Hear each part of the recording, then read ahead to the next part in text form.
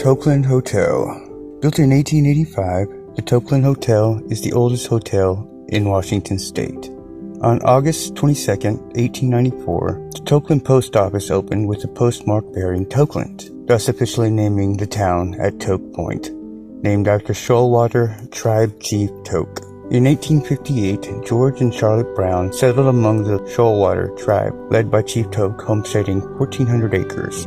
Their daughter Elizabeth and her husband William Kindred built the current structure as a home and haven for travelers. With their daughters Maud and Elizabeth, a series of acquisitions with the native tribe and renovations to the home led to the Kindred Inn and finally Tokeland Hotel. From 1899 to 1915, William and Lizzie Kindred operated the general store out of the hotel. Between ocean storms and tornadoes that ravaged the peninsula between 1930 and 34 and the Great Depression, Tokeland had difficulty recovering. Lizzie died in 1931, a year after her golden anniversary with William. Maud ran the business and cared for William until her own passing in 1939. William Kindred, having no heirs to pass the property to, willed everything to the family's longtime caretaker and friend, Effie Reinkens. When William passed in 1943, it marked the end of the Kindred era of the Tokeland Hotel. Tokeland Hotel was added to the National Register of Historic Places in 1978. The 3 decades that Catherine and Scott White ran the hotel, 1989 to 2018, the Tokeland Hotel featured homemade blueberry pancakes and cranberry pot roast. Current owners, Seattle restaurateurs Heather Earnhardt and Zach Young, offer a rotating breakfast, lunch, and dinner menu, continuing to feature Tokeland's fresh seafood and the hotel's signature cranberry pot roast, including your famous fried chicken at breakfast, lunch, and dinner. My visit to Tokeland occurred in 2021, around 10 p.m., maybe a little bit later, which unbeknownst to me was well past operating hours. The owners were whining in the kitchen with a few staff members and laughing. They seemed confused by my presence, and I was informed by Mr. Young that there were no vacancies.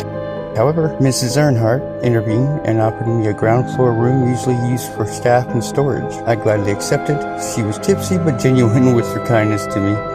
It was one of those rare moments kindred spirit makes a cameo in a person's life, and though brief, I consider meeting her a gift. To me, at least. Rooms 4 and 7 are listed on Tokeland's website as haunted, where paranormal enthusiasts visit regularly to test for activity.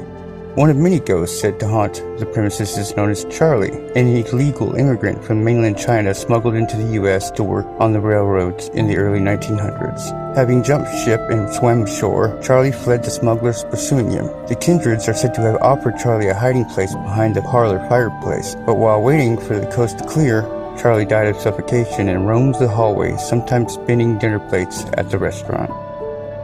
Lizzie Kindred's 10-year-old half-brother Albert Brown, who was buried on the property, is rumored to haunt the halls of the hotel. Guests have also reported feeling a ghost cat cross their bed. I had an interesting experience in the shared hallway bathroom. After taking my shower, this happy and somewhat unsettling face was drawn into the steam. I embraced it as a welcome sign. Still, it raised some goosebumps. I also had a really strange dream that night wherein I woke up and saw the people I'd met at Tokeland surrounding the bed, silhouetted, and performing some ritual act upon me with eerie chants. I woke from that dream with a yelp. It was morning. It felt too real. The empty dining room I'd filled the night before was now bustling with brunch patrons. The food was amazing. I hope to visit again soon. Thanks, Heather and Zach. You guys were awesome.